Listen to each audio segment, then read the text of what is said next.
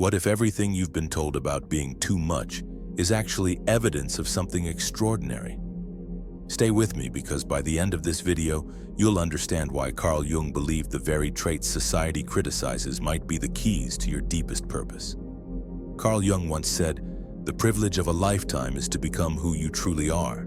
But what if who you truly are doesn't fit the mold? What if your intensity, your sensitivity, your refusal to accept shallow answers aren't flaws to be fixed, but signs of a rare and powerful psychological type? If you've ever felt like an outsider in your own life, if people have called you too deep or too complicated, this isn't a coincidence. According to Jung's research into personality types, some individuals possess what he called differentiated consciousness, a way of experiencing reality that most people never develop. Here's what's fascinating. Jung discovered that these rare personalities often go through their entire lives thinking something is wrong with them, when in reality they're operating at a level of psychological sophistication that's genuinely uncommon. But there's a catch, and I'll reveal what that is in just a moment. Today we're exploring 8 unmistakable signs that you possess this rare personality type. If you recognize yourself in these patterns, it won't just change how you see your past, it might revolutionize your entire future. But first, let me ask you something. Have you ever noticed that your emotional reactions seem disproportionate to what others experience? There's a psychological reason for this that Jung uncovered, and it's not what you think. Sign 1. You experience emotional depth that others can't comprehend. Carl Jung discovered something remarkable about emotional intensity. He found that certain individuals don't just feel emotions, they experience what he called affect-toned complexes that create profound psychological resonance. In simpler terms, you don't just have feelings. Feelings move through you like ocean currents, deep and transformative. Here's what Jung realized and what most people miss. This isn't emotional instability, it's emotional sophistication. But why does society try to convince you otherwise? When you feel deeply, you're not overreacting. You're accessing layers of psychological experience that most people have learned to suppress. Jung said, "Everything that irritates us about others can lead us to an understanding of ourselves." Your emotional intensity isn't a burden. It's a form of psychological radar that detects what others can't see. You feel the unspoken tension in rooms. You sense when someone's smile doesn't match their eyes. You carry the emotional undercurrents of every interaction because your psyche is wired for depth, not surface-level pleasantries. Here's where it gets interesting, and where many people with this trait make a critical mistake that keeps them stuck. Jung identified a specific pattern in how emotionally deep people sabotage their own gift. The world tells you to tone it down, be reasonable, stop making everything so dramatic. But Jung understood that when you suppress this emotional depth, you don't become normal, you become neurotic. You start experiencing what he called psychological splitting, where one part of you knows the truth while another part tries to conform. This is why you've probably felt exhausted trying to be someone you're not. But what if I told you Jung discovered a way to transform this emotional intensity from a burden into your greatest strength? I'll share that technique in Sign 6. Sign 2, you question everything with unrelenting curiosity. According to Jung, most people live what he called unconscious lives. They accept social programming without examination. But you can't help digging deeper. Jung would have recognized you as someone with an active thinking function that refuses to accept surface explanations. Here's what's crucial. Jung discovered that people who question everything aren't being difficult. They're being psychologically honest. But there's a hidden cost to this honesty that most people don't realize until it's too late. You don't just ask what, you ask why. Why do people stay in relationships that make them miserable? Why do we accept systems that don't serve us? Why do we pretend shallow conversations are meaningful connection? Your mind is constantly seeking truth beneath appearances. Jung called this the transcendent function, the psychological ability to see beyond current limitations. While others accept the status quo, you're already envisioning what could be different, better, more authentic. But here's the paradox Jung identified. The more clearly you see, the more isolated you can become. Why? Because your questions threaten other people's comfortable illusions. When you ask deep questions, you're not just seeking answers. You're challenging the psychological defenses that keep people feeling safe in their limitations. This is why you've probably been called cynical or negative when you're actually being courageously honest. Jung discovered something fascinating about people like you. You have what he called prophetic consciousness. You see where things are heading before others do. This gift comes with a responsibility I'll reveal in the final sign, and it might surprise you. Sign 3. You've developed fierce independence as psychological survival. Jung said, "The most terrifying thing is to accept oneself completely." You've learned to do exactly this, not by choice, but by necessity. According to Jung's research, people with rare personalities often develop what he called individuated consciousness earlier than others, usually through adversity. Here's what Jung understood that most therapists miss. Your independence isn't a defense mechanism, it's an achievement. But society will try to convince you it's a problem, and that's dangerous. You've learned through painful experience that depending on others for your sense of worth is psychological quicksand. So you built yourself. You stood up, often alone, and created an identity that couldn't be taken away by someone else's opinion or absence. Jung called this process individuation, the psychological journey toward becoming whole. Most people never complete this journey because it requires facing what Jung termed the shadow, all the parts of yourself you've been taught to reject. Here's where it gets complex. Your independence attracts people who want to possess it and repels people who feel threatened by it. Jung identified a specific pattern in how independent personalities navigate relationships, and understanding this pattern changes everything. You don't need someone to complete you because you've done the psychological work of becoming complete. This means you don't seek relationships from desperation. You seek them from choice. You don't want someone to save you. You want someone to stand beside you as you both continue growing. Jung discovered something profound about people who achieve true independence. They become magnets for both authentic love and manipulative control. The key is knowing the difference, and I'll show you Jung's method for identifying this later in the video. Your solitude isn't loneliness, it's sanctuary. It's where you remember who you are beneath all the roles and expectations. And that self-knowledge, Jung said, is the foundation of all psychological health. Sign 4. You possess intuitive awareness that borders on psychic. Carl Jung revolutionized psychology when he identified intuition as a legitimate psychological function. He said, "Intuition is perception via the unconscious that brings forth ideas, images, possibilities, ways out of a blocked situation, by a process that is mostly unconscious." Here's what Jung discovered, and what science is only now catching up to. Some people's nervous systems are wired to pick up information others miss entirely. But this gift comes with a burden that can destroy relationships if you don't understand how to manage it. You don't just observe people, you read their psychological state. You notice micro-expressions, energy shifts, the words they don't say. Jung would have recognized this as evidence of active imagination, the ability to perceive beyond the obvious. When someone says they're fine but their body language screams distress, you can't unsee it. When there's tension in a room that everyone else ignores, you feel it in your bones. This isn't paranoia, it's psychological sensitivity operating at a high level. But here's Jung's warning. If you don't learn to protect this sensitivity, it will exhaust you. He identified a technique that allows intuitive people to maintain their awareness without absorbing everyone else's psychological chaos. According to Jung, people with a strong intuitive function often become unconscious therapists, doing emotional labor for everyone around them. You regulate conversations, diffuse tension, and carry unspoken pain because you can't help but perceive it. There's a psychological trap here. You become so skilled at reading others that you forget to check in with yourself. You become externally focused, constantly scanning for emotional data while your own needs go unmet and unexpressed. Yet when Jung worked with highly intuitive individuals, he found they could transform this sensitivity from a burden into a superpower. The secret lies in understanding psychological boundaries, and I'll reveal this technique in just a moment. Sign 5. You crave meaning over social acceptance. Jung observed, the privilege of a lifetime is to become who you truly are. But what if being true to yourself means rejecting everything society tells you to want? Jung discovered that certain personalities are psychologically incapable of living inauthentic lives.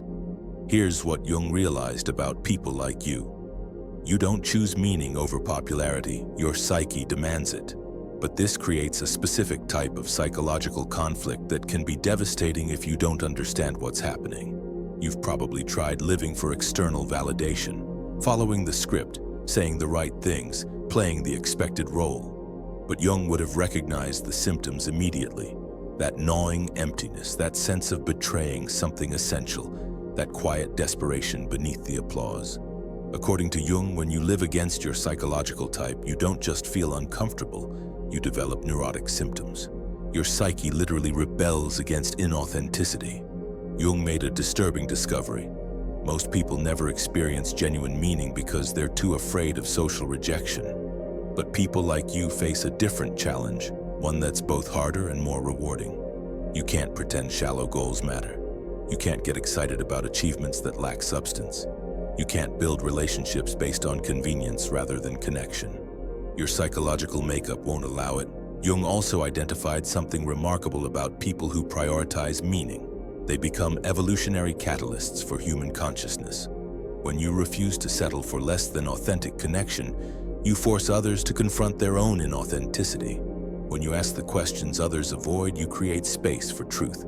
When you live according to your values rather than your fears, you give others permission to do the same. But here's Jung's most important insight about meaning-driven personalities. You have a psychological responsibility that goes beyond personal fulfillment. I'll reveal what that responsibility is in the final sign, and it might change how you see your entire life purpose. Sign 6. You've outgrown people and environments that once fit. Jung said, "The greatest tragedy of the family is the unlived lives of the parents." But what happens when you refuse to live an unlived life? What happens when you grow beyond the psychological limitations of your environment? Jung discovered something profound about psychological growth. It's often a solitary journey, but there's a specific grief that comes with evolution, and understanding this grief is crucial for your continued development. You've likely experienced the painful realization that people who once knew you don't anymore. Not because you've become difficult or superior, but because you've shed layers of conditioning that no longer serve you. Jung called this process psychological death and rebirth. Here's what most people don't understand about outgrowing relationships. It's not a choice you make. It's a consequence of becoming authentic. But Jung identified a way to navigate this transition that honors both your growth and your past connections. The friends who knew you when you were shrinking, people-pleasing, suppressing your truth, remember that version of you. Sometimes they want that version back because it felt safer, more predictable. But you can't go back. Jung understood that psychological evolution is irreversible. Once you've seen behind the curtain of social conditioning, once you've tasted authentic living, you can't return to unconscious conformity. Jung made a startling observation about people who outgrow their environments. They often experience what he called the dark night of the soul, a period of profound loneliness that tests their commitment to authenticity. This isn't ordinary loneliness, it's existential isolation. The recognition that your path is unique, your perspective rare, and your growth might mean leaving behind everything familiar. But Jung also discovered something beautiful about people who successfully navigate this transition. They attract relationships of extraordinary depth and authenticity. The key is understanding psychological resonance, how authentic people find each other. When you stop performing and start being, when you stop shrinking and start expanding, when you stop apologizing for your depth and start owning it, something shifts in your entire relational field. As promised earlier, the technique for transforming emotional intensity into strength. Ritualize processing. Journal, create, or speak to a trusted container. Set time-boxed processing windows. And establish clear boundaries so depth becomes expression, not overload. Sign 7. You offer profound presence in a distracted world. According to Jung, the meeting of two personalities is like the contact of two chemical substances. If there is any reaction, both are transformed. What if you're the type of person who creates transformation simply by showing up authentically? Jung identified a rare quality some people possess, the ability to create psychological holding space. If you have this gift, you already know how much it costs you, but you may not realize how rare and valuable it truly is. When someone speaks to you, they feel seen in an uncommon way. You don't just listen to words, you perceive underlying emotional states. You don't offer quick fixes, you offer deep witnessing. You don't rush to judgment, you create space for truth to emerge. Jung understood that this level of presence is a form of psychological healing. In your company, people remember what it feels like to be human, complex, contradictory, worthy of understanding. Here's Jung's crucial insight. People with this gift often exhaust themselves by giving it too freely. He identified boundary skills that allow empathetic people to maintain their depth without depleting themselves. You've probably been the unofficial therapist, emotional anchor, or safe harbor. While this makes you invaluable, it can also make you invisible. You become so skilled at holding space for others that you forget to ask for space to be held for you. Jung noted a pattern he called helper syndrome, a tendency toward unconscious self-sacrifice that ultimately serves no one. The work isn't to stop caring or close your heart.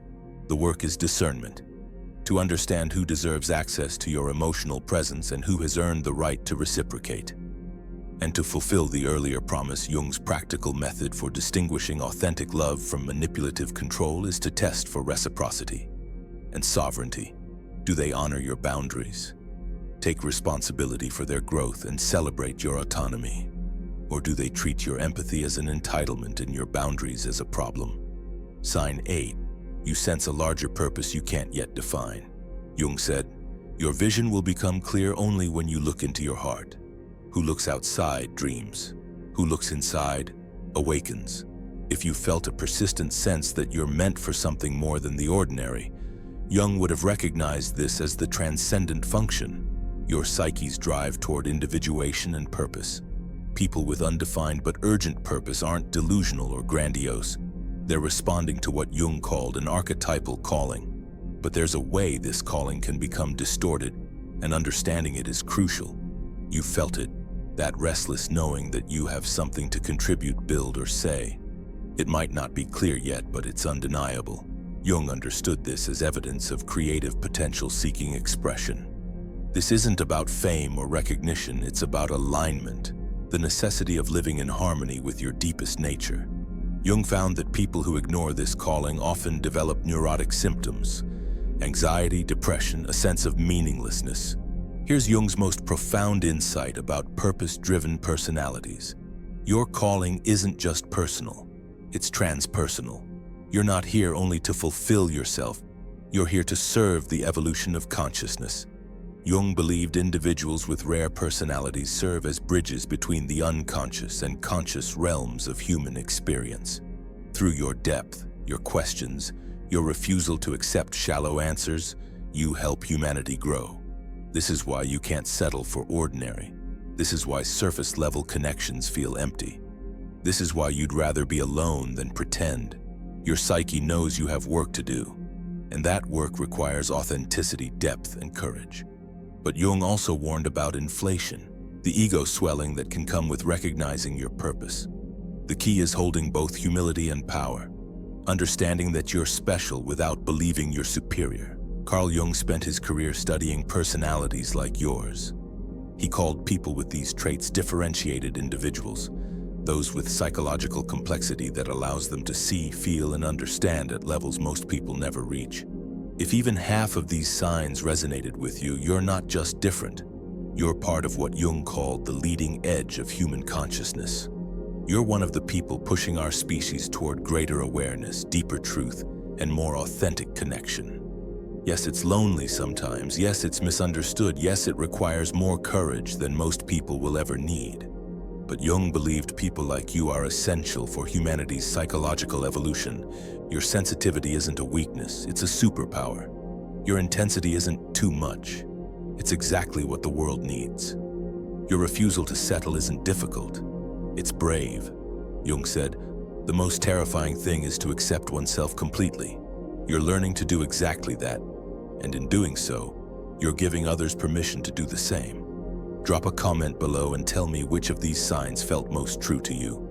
Share this with someone who needs to remember their own psychological rarity. And subscribe, because we're just beginning to explore the depths of what makes you extraordinary. Remember, you're not too much. the world is too little, and Jung knew that people like you are the ones who change that.